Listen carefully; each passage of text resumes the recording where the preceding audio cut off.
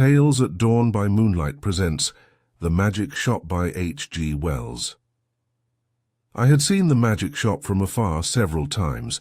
I had passed it once or twice, a shop window of alluring little objects, magic balls, magic hens, wonderful cones, ventriloquist, dolls the material of the basket trick, packs of cards that looked all right and all that sort of thing. But never had I thought of going in until one day, almost without warning, Gip hauled me by my finger right up to the window and so conducted himself that there was nothing for it but to take him in. I had not thought the place was there, to tell the truth, a modest-sized frontage in Regent Street, between the picture shop and the place where the chicks run about just out of patent incubators, but there it was sure enough. I had fancied it was down nearer the circus, or round the corner in Oxford Street, or even in Holborn. Always over the way and a little inaccessible it had been, with something of the mirage in its position. But here it was now quite indisputably, and the fat end of Gip's pointing finger made a noise upon the glass. "If I was rich," said Gip, dabbing a finger at the disappearing egg, "I'd buy myself that. And that," which was the crying baby, very human, and that which was a mystery and called, so a neat card asserted, "Buy one and astonish your friends." "Anything," said Gip, "will disappear under one of those cones. I have read about it in a book. And there, Dada, is the vanishing halfpenny. Only they've put it this way up so's we can't see how it's done. Gip, dear boy, inherits his mother's breeding." And he did not propose to enter the shop or worry in any way, only, quite unconsciously, he lugged my finger doorward, and he made his interest clear. "That," he said, and pointed to the magic bottle. "If you had that?" I said, at which promising inquiry he looked up with a sudden radiance. "I could show it to Jessie," he said, thoughtful as ever of others. "It's less than 100 days to your birthday, Gibbles," I said, and laid my hand on the door handle. Gip made no answer, but his grip tightened on my finger, and so we came into the shop. It was no common shop, this. It was a magic shop, and all the prancing precedence Gip would have taken in the matter of mere toys was wanting. He left the burthen of the conversation to me. It was a little, narrow shop, not very well lit, and the doorbell pinged again with a plaintive note as we closed it behind us. For a moment or so we were alone and could glance about us. There was a tiger in papier-mâché on the glass case that covered the low counter, a grave, kind-eyed tiger that waggled his head in a methodical manner. There were several crystal spheres, a china hand holding magic cards, a stock of magic fish bowls in various sizes, and an immodest magic hat that shamelessly displayed its springs. On the floor were magic mirrors, one to draw you out long and thin, one to swell your head and vanish your legs, and one to make you short and fat like a draught. And while we were laughing at these, the shopman, as I suppose, came in. At any rate, there he was behind the counter, a curious, sallow, dark man with one ear larger than the other, and a chin like the toe-cap of a boot. "What can we have the pleasure?" he said, spreading his long magic fingers on the glass case, and so with a start we were aware of him. "I want," I said, "to buy my little boy a few simple tricks." "Legerdemain?" he asked. "Mechanical? Domestic? Anything amusing?" said I. Said the shopman, and scratched his head for a moment as if thinking. Then quite distinctly he drew from his head a glass ball. "Something in this way?" he said, and held it out. The action was unexpected. I had seen the trick done at entertainments endless times before. It's part of the common stock of conjurers, but I had not expected it here. "That's good," I said with a laugh. "Isn't it?" said the shopman. Gip stretched out his disengaged hand to take this object and found merely a blank palm. "It's in your pocket," said the shopman. "And there it was. How much will that be?" I asked. "We make no charge for glass balls," said the shopman politely. "We get them." He picked one out of his elbow as he spoke. "Free." He produced another from the back of his neck and laid it beside its predecessor on the counter. Gip regarded his glass ball sagely, then directed a look of inquiry at the two on the counter, and finally brought his round-eyed scrutiny to the shopman, who smiled. "You may have those too," said the shopman, "and, if you don't mind, one," from my mouth. "So," Gip counselled me mutely for a moment, and then in a profound silence put away the 4 balls, resumed my reassuring finger, and nerved himself for the next event. "We get all our smaller tricks in that way," the shopman remarked. I laughed in the manner of one who subscribes to a jest. "Instead of going to the wholesale shop," I said. "Of course it's cheaper." "In a way," the shopman said, "though we pay in the end, but not so heavily as people suppose. Our larger tricks and our daily provisions and all. The other things we want we get out of that hat. And you know, sir, if you'll excuse my saying it, there isn't a wholesale shop not for genuine magic goods, sir. I don't know if you noticed our inscription, the Genuine Magic Shop." He drew a business card from his cheek and handed it to me. "Genuine," he said, with his finger on the word, and added, "There is absolutely no deception, sir." He seemed to be carrying out the joke pretty thoroughly, I thought. He turned to Gip with a smile of remarkable affability. You know, are the right sort of boy." I was surprised at his knowing that, because in the interests of discipline we keep it rather a secret even at home, but Gip received it in unflinching silence, keeping a steadfast eye on him. "It's only the right sort of boy gets through that doorway." And as if by way of illustration, there came a rattling at the door, and a squeaking little voice could be faintly heard. "Nice art, I want to go in there, Dada, I want to go in there, niada-ah." And then the accents of a downtrodden parent, urging consolations and propitiations. "It's locked, Edward," he said. "But it isn't," said I. "It is, sir," said the shopman, always for that sort of child. And as he spoke we had a glimpse of the other youngster, a little white face, pallid from sweet-eating and over-sapid food, and distorted by evil passions, a ruthless little egotist, pawing at the enchanted pane. "It's no good, sir," said the shopman as I moved with my natural helpfulness doorward, and presently the spoilt child was carried off howling. "How do you manage that?" I said, breathing a little more freely. "Magic," said the shopman with a careless wave of the hand, and behold! Sparks of coloured fire flew out of his fingers and vanished into the shadows of the shop. "You were saying," he said, addressing himself to Gip, "before you came in, that you would like one of our buy one and astonish your friends boxes." Gip, after a gallant effort, said yes, "It's in your pocket." And leaning over the counter, he really had an extraordinarily long body, this amazing person produced the article in the customary conjurer's manner. "Paper," he said, and took a sheet out of the empty hat with the springs. "String." And behold, his mouth was a string box from which he drew an unending thread, which when he had tied his parcel he bit off, and it seemed to me swallowed the ball of string.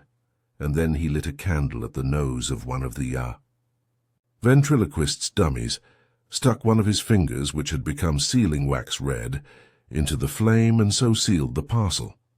"Then there was the disappearing egg," he remarked, and produced one from within my coat breast and packed it, and also the crying baby, very human. I handed each parcel to Gip as it was ready, and he clasped them to his chest. He said very little, but his eyes were eloquent. The clutch of his arms was eloquent. He was the playground of unspeakable emotions. These, you know, were real magics. Then, with a start, I discovered something moving about in my hat, something soft and jumpy. I whipped it off, and a ruffled pigeon, no doubt a Confederate, dropped out and ran on the counter, and went, I fancy, into a cardboard box behind the papier-mâché tiger. "Tut, tut," said the shopman, dexterously relieving me of my headdress. "Careless bird, and, as I live, nesting." He shook my hat, and shook out into his extended hand 2 or 3 eggs. A large marble, a watch, about half a dozen of the inevitable glass balls, and then crumpled, crinkled paper, more and more and more, talking all the time of the way in, which people neglect to brush their hats inside as well as out, politely, of course, but with a certain personal application. All sorts of things accumulate, sir. Not you, of course, in particular, nearly every customer. Astonishing, what they carry about with them. The crumpled paper rose and billowed on the counter more and more and more, until he was nearly hidden from us, until he was altogether hidden, and still his voice went on and on. We none of us know what the fair semblance of a human being may conceal, sir. Are we all then no better than brushed exteriors, whited sepulchres? His voice stopped. Exactly like when you hit a neighbour's gramophone with a well-aimed brick, the same instant silence, and the rustle of the paper stopped, and everything was still. "Have you done with my hat?" I said after an interval. There was no answer. I stared at Gip, and Gip stared at me, and there were our distortions in the magic mirrors, looking very rum and grave and quiet. "I think we'll go now," I said. "Will you tell me how much all this comes to?" "I said on a rather louder note, "I want the bill and my hat, please." It might have been a sniff from behind the paper pile. "Let's look behind the counter, Gip," I said. "He's making fun of us." I led Gip round the head-wagging tiger, and what do you think there was behind the counter? No one at all. Only my hat on the floor, and a common conjurer's lop-eared white rabbit lost in meditation, and looking as stupid and crumpled as only a conjurer's rabbit can do. I resumed my hat, and the rabbit lolloped a lollop or so out of my way. "Dada," said Gip in a guilty whisper. "What is it, Gip?" said I. "I do like this shop, Dada." "So should I said to myself, if the counter wouldn't suddenly extend itself to shut one off from the door. But I didn't call Gip's attention to that. "Pussy," he said, with a hand out to the rabbit as it came lolloping past us. "Pussy, do Gip a magic." And his eyes followed it as it squeezed through a door I had certainly not remarked a moment before. Then this door opened wider, and the man with one ear larger than the other appeared again. He was smiling still, but his eye met mine with something between amusement and defiance. "You'd like to see our showroom, sir?" he said with an innocent suavity. Gip tugged my finger forward. I glanced at the counter and met the shopman's eye again. I was beginning to think the magic just a little too genuine. "We haven't very much time," I said, but somehow we were inside the showroom before I could. "Finish that. All goods of the same quality," said the shopman, rubbing his flexible hands together, "and that is the best. Nothing in the place that isn't genuine magic and warranted thoroughly rum. Excuse me, sir." I felt him pull at something that clung to my coat sleeve, and then I saw he held a little wriggling red demon by the tail. The little creature bit and fought and tried to get at his hand, and in a moment he tossed it carelessly behind a counter. No doubt the thing was only an image of twisted india rubber, but for the moment. And his gesture was exactly that of a man who handles some petty biting bit of vermin.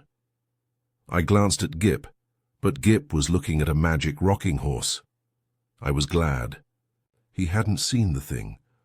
I said in an undertone, and indicating Gip and the red demon with my eyes, "You haven't many things like that about, have you?" "None of ours. Probably brought it with you," said the shopman, also in an undertone, and with a more dazzling smile than ever. "Astonishing what people will carry about with them unawares." And then to Gip, "Do you see anything you fancy here?" There were many things that Gip fancied there. He turned to this astonishing tradesman with mingled confidence and respect. "Is that a magic sword?" he said. "A magic toy sword. It neither bends, breaks, nor cuts the fingers. It renders the bearer invincible in battle against anyone under 18. Half a crown to 7 and 6pence, according to size.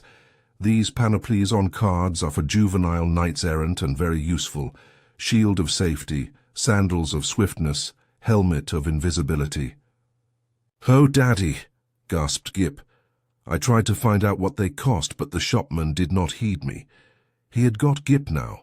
He had got him away from my finger. He had embarked upon the exposition of all his confounded stock, and nothing was going to stop him.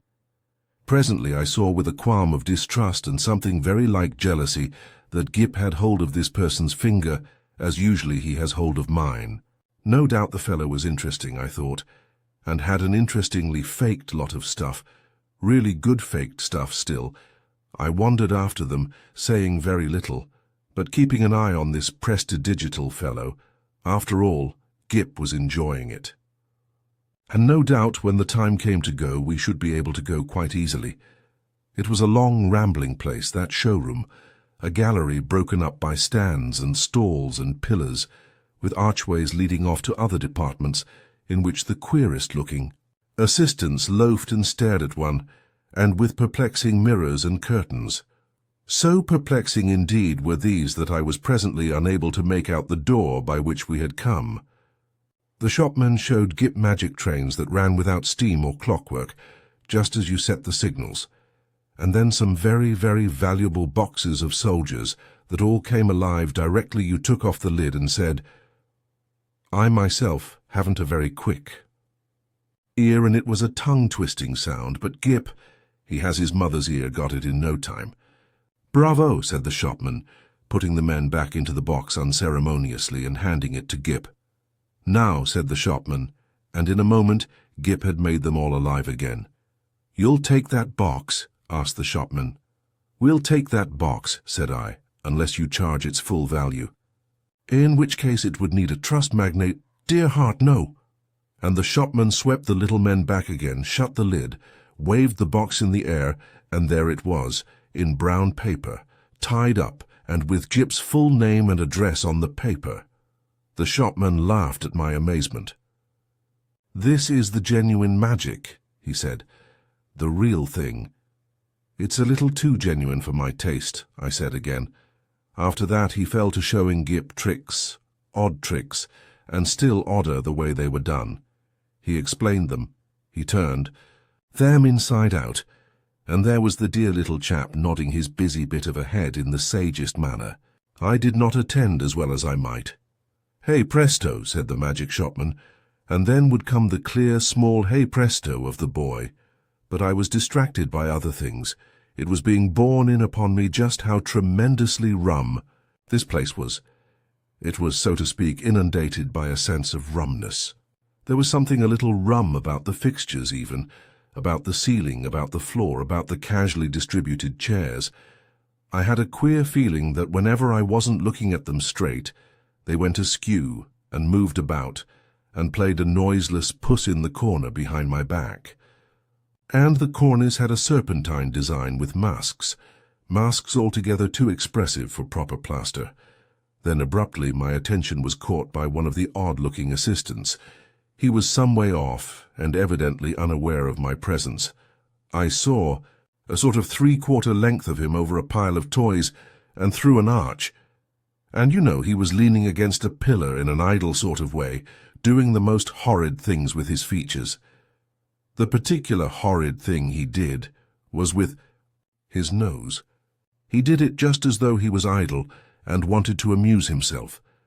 First of all it was a short blobby nose, and then suddenly he shot it out like a telescope, and then out it flew, and became thinner and thinner until it was like a long, red, flexible whip. Like a thing in a nightmare it was. He flourished it about and flung it forth as a fly-fisher flings his line. My instant thought was that Gip mustn't see him. I turned about, and there was Gip quite preoccupied with the shopman and thinking no evil. They were whispering together and looking at me. Gip was standing on a little stool, and the shopman was holding a sort of big drum in his hand. "Hide and seek, Dada," cried Gip. "You're he."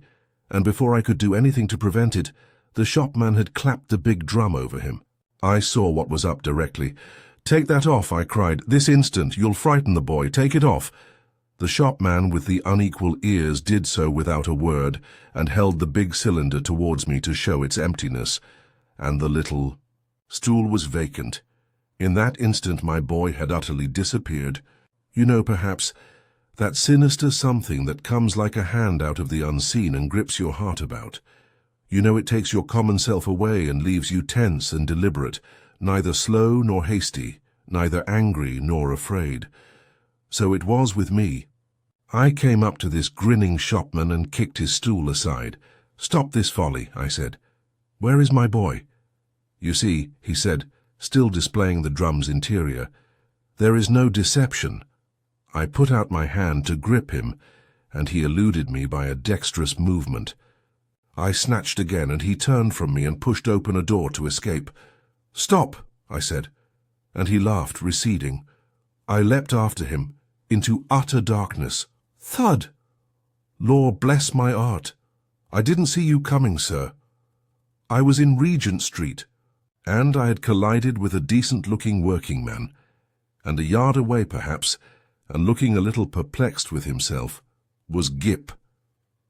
There was some sort of apology, and then Gip had turned and come to me with a bright little smile, as though for a moment he had missed me, and he was carrying 4 parcels in his arm.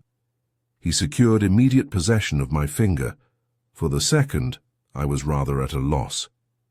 I stared round to see the door of the magic shop, and behold, it was not there. There was no door, no shop, nothing. Only the common pilaster between the shop where they sell pictures and the window with the chicks. I did the only thing possible. In that mental tumult, I walked straight to the curbstone and held up my umbrella for a cab. "Hansoms," said Gip in a note of culminating exultation. I helped him in, recalled my address with an effort, and got in also. Something unusual proclaimed itself in my tailcoat pocket, and I felt and discovered a glass ball. With a petulant expression, I flung it into the street. Gip said nothing. For a space neither of us spoke. "Dada," said Gip at last, "that was a proper shop." I came round with that to the problem of just how the whole thing had seemed to him. He looked completely undamaged. So far good. He was neither scared nor unhinged. He was simply tremendously satisfied with the afternoon's entertainment, and there in his arms were the 4 parcels. Confound it! What could be in them? I said. "Little boys can't go to shops like that every day." He received this with his usual stoicism, and for a moment I was sorry I was his father and not his mother, and so couldn't suddenly there, coram publico, in our hansom, kiss him. After all, I thought, the thing wasn't so very bad. But it was only when we opened the parcels that I really began to be reassured. 3 of them contained boxes of soldiers, quite ordinary lead soldiers, but of so good a quality as to make Gip altogether forget that originally these parcels had been magic tricks of the only genuine sort, and the 4th contained a kitten, a little living white kitten in excellent health and appetite and temper. I saw this unpacking with a sort of provisional relief. I hung about in the nursery for quite an unconscionable time. That happened 6 months ago, and now I am beginning to believe it is all right. The kitten had only the magic natural to all kittens, and the soldiers seem as steady a company as any colonel could desire. And Gip, the intelligent parent, will understand that I have to go cautiously with Gip. But I went so far as this one. I said, "How would you like your soldiers to come alive, Gip, and march about by themselves?" "Mine do," said Gip. "I just have to say a word I know before I open the lid. Then they march about alone." "Oh, quite, Dada. I shouldn't like them if they didn't do that."